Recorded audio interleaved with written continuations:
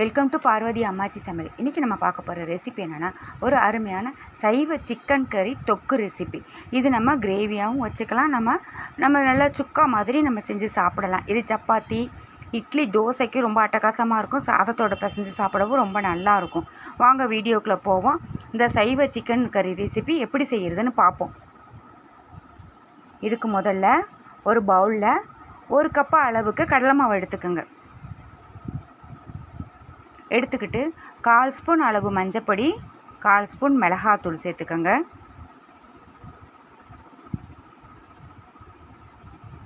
கரம் மசாலாத்தூள் 1/4 spoon,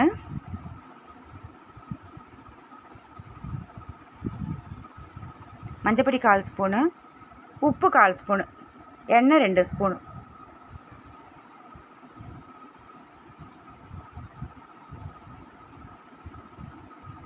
ஏன்னா இந்த 1/2 cup மாவுக்கு, இந்த 1 கப் மாவுக்கு இந்த அளவு போதும் உப்பு.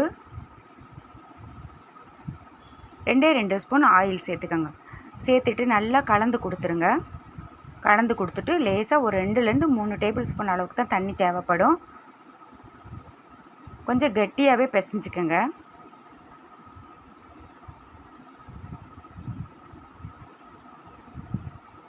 ரொம்ப தண்ணி சேர்த்துட்டிங்கன்னா உங்களுக்கு வராது. அதுக்காக தான் கொஞ்சம் கட்டியாக பிசைஞ்சிட்டிங்கன்னா சின்ன சின்ன பீஸ், சிக்கன் பீஸ் மாதிரி எடுத்து வச்சுக்கோங்க.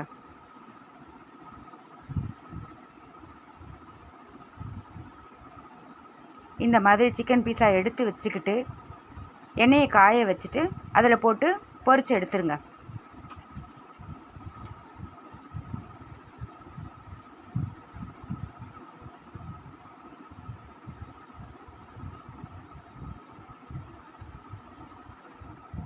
அடுப்பை மீடியம் ஃப்ளேம்லேயே வச்சுக்கோங்க.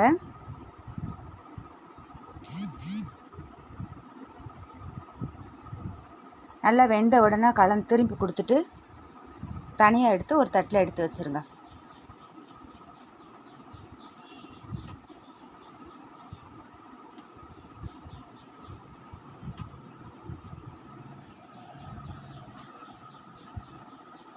இது ரொம்ப நல்லா இருக்கும். கண்டிப்பாக வீட்டில் ட்ரை பண்ணி பாருங்கள். இந்த மாதிரி பொரித்து எடுத்துக்கோங்க. தனியாக எடுத்து வச்சுருங்க. எடுத்து வச்சுட்டு ஒரு கடாயை காய வச்சுட்டு 2லேருந்து 3 ஸ்பூன் ஆயில் ஊற்றிட்டு, ஒரு பட்டை, 2 கிராம்பு, ஒரு பிரிஞ்சி இலை, கொஞ்சோண்டு சோம்பு நல்லா பொரியட்டும்.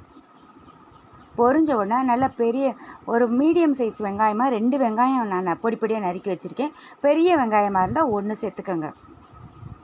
ஒரு 100 கிராம் அளவுக்கு நம்ம தொக்கு எவ்வளோ தேவைப்படுதோ அதுக்கு தகுந்தாப்பில் நீங்கள் போட்டுக்கோங்க. வெங்காயத்தை கூட்டியோ குறைச்சியோ சேர்த்துக்கோங்க. ஆனால் வெங்காயம் நல்லா நிறைய போட்ட அளவுக்கு தான் ரொம்ப நல்லாயிருக்கும். நல்லா ஒரு கண்ணாடி பதம் மாறி இன்னும் கொஞ்சம் கலர் மாறட்டும். மாறினவுடனே 2 பச்சை மிளகாயை கீரி சேர்த்துக்கோங்க. ஒரு கொத்து கருவேப்பிலையை கழுவி சேர்த்துக்கோங்க.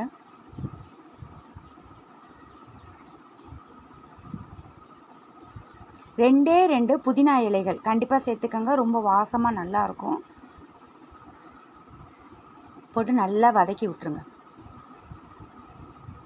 நல்லா எண்ணெயிலே நல்லா வெந்த உடனே 1/2 ஸ்பூன் அளவுக்கு இஞ்சி பூண்டு விழுது சேர்த்துக்கோங்க.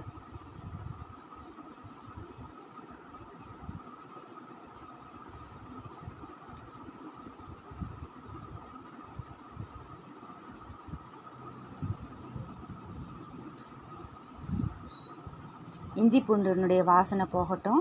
நல்லா வதக்கி கலந்து கொடுத்துருங்க.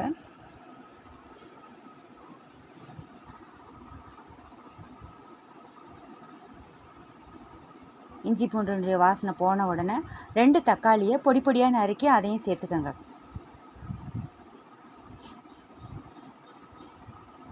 பொடிசாக நறுக்கிக்கோங்க. அப்போ தான் சீக்கிரம் நல்லா வெந்து நல்லா மசிஞ்சிரும் உங்களுக்கு. அதுக்காக தான்.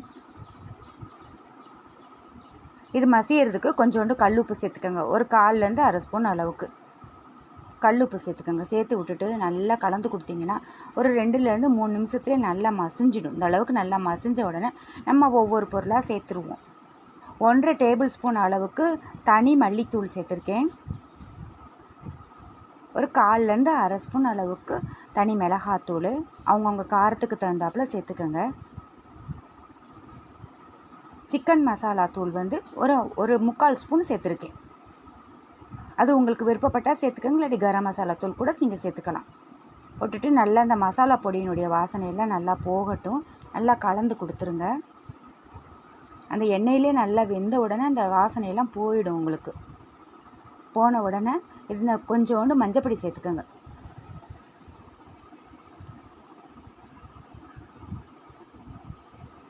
போட்டு கொஞ்சோண்டு தண்ணி ஊற்றிக்கோங்க. உங்களுக்கு எவ்வளோ தண்ணி தேவையோ அந்த அளவுக்கு தண்ணி சேர்த்துக்கோங்க.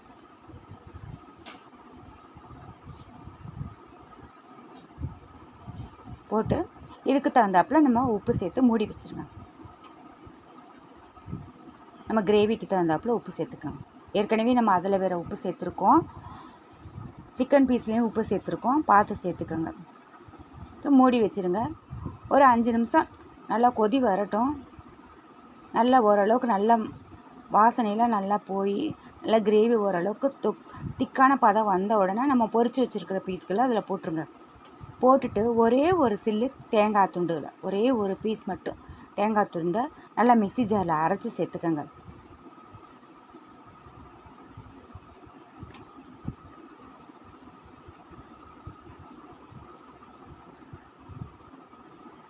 இது வெறும் தேங்காய் மட்டும்தான், வேறு எதுவுமே நான் கலக்கலை. ஒரே ஒரு தேங்காய் மட்டும்தான் சேர்த்துருக்கேன்.